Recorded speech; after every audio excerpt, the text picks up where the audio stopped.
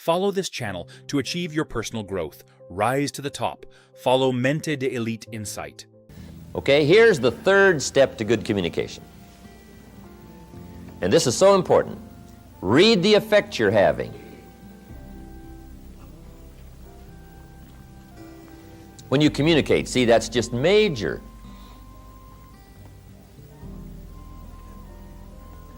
Study your audience, whoever your audience may be. If it's one of your children, you just study what's happening to them while you're talking. Right? Look in their eyes, look in their face. Analyze what's going on between you and whoever you're talking to, another person. Whether it's a business conversation or a social conversation, you've got to be keenly aware of what's happening to whoever you're communicating with. Now, a real challenge is communicating with an audience. We had about 1,200 people the other night in Orange County, right? And I've got to make sure that everybody from down here, down in front, way in the back, how to gather up 1,000 people's attention, right, for the 3.5-hour period. Now, that's a real challenge. I didn't used to be that good at it. In fact, when I first started lecturing, I was hardly aware of my audience. I was so absorbed in my notes and my material, guess what? They could have all got up and left, and I would have never known it. I wouldn't have missed them. I'd have just kept right on talking, right? Because I was so absorbed in the material, I was so absorbed in trying to say it right and do it right, that I was not aware of what was going on with my audience. But you've got to read the effect you're having for a really effective communication. Now, if it's just an informal communication situation, you can just ask the question, do you read me? Right? Does it make sense? Did I say it well? And you get this feedback right. So you can actually start checking how you're doing with somebody if it's informal. You can just ask, okay? Now, what you've also got to learn to do is read some of the subtle things that are going on with whoever you're talking to.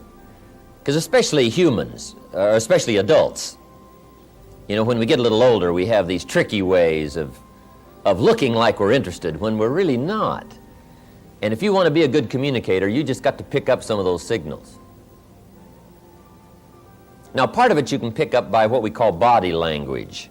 Some people just sort of quickly disclose their feelings about whether or not you're effective or it's coming across, and they just sort of relay to you by their, what we call body language. It's kind of a new study.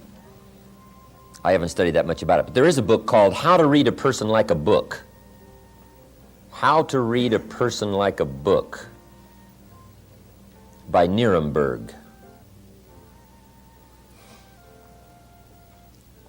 You just might make a little study on that. Now, don't get too involved in it, because sometimes you can so watch somebody in the way they blink their eyes, and you know, you're looking at their ears and looking at their hair, and now you get too carried away in trying to figure out, you know, all about them. But you can get some indication.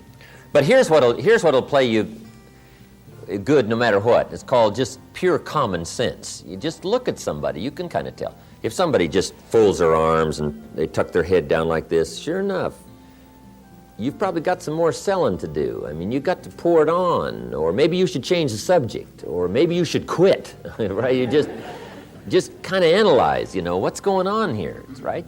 Some things are just fairly obvious. You know, if a guy's leaning toward the door like this, it's probably a sign, right? I mean, you say, oh, I got it, right? It's clear. I've got a good word for the common sense approach, and it goes like this. Let the obvious be your best teacher. Whatever you do, don't ignore the obvious. You know, sometimes we say, oh, it couldn't be. Yes, it probably is.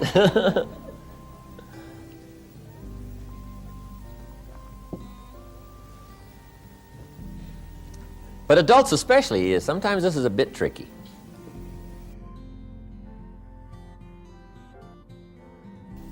People smile, nod their head like this, and they got you shut off, and you just don't know. Okay. Because in good communication, you cannot mistake courtesy for interest. Sometimes people will be courteous, but that doesn't mean they're interested. Now, if you mistake their courtesy for their interest, now see, you've lost the hold on good communication.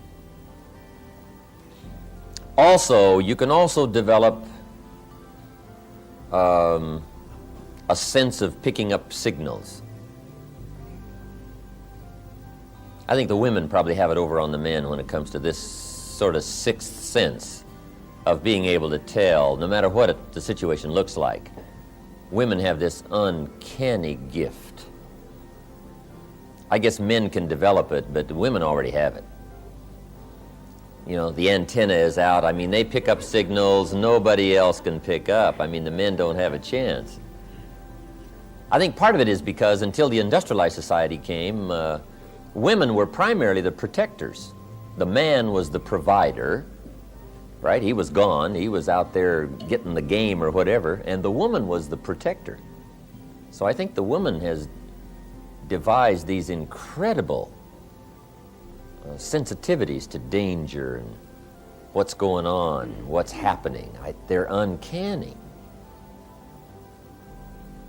Even the Bible says there's sheep and there's the shepherd, and then there's the wolves.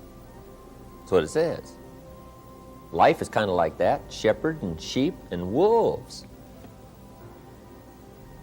It says also some wolves are so clever, they've learned to dress up like sheep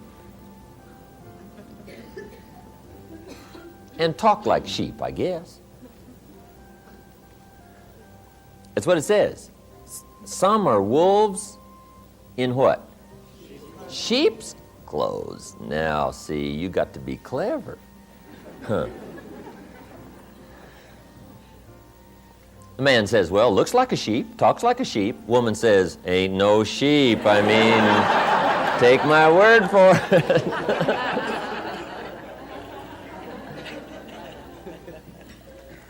But that's that long developed instinct, I guess, right?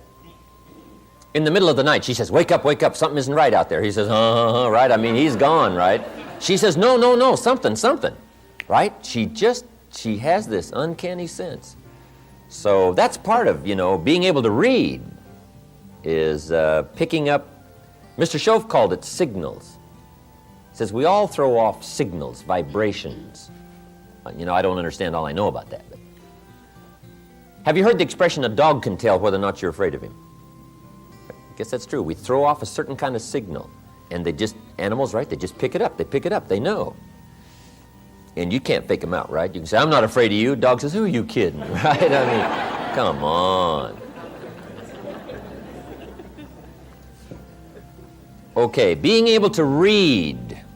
That's so important, reading your audience. How you're doing. Should you speed up? Should you slow down? Should you change the subject? Should you be a little stronger? Just be more aware of whoever you're talking to. Right? Look a little more intently at somebody. Try to pick up what's happening between you and the audience or the person or the child or the business partner. You can't believe how it will affect your ability to communicate if you'll practice this part of picking up what's happening between you and someone else. Follow this channel to achieve your personal growth. Rise to the top. Follow Mente de Élite Insight.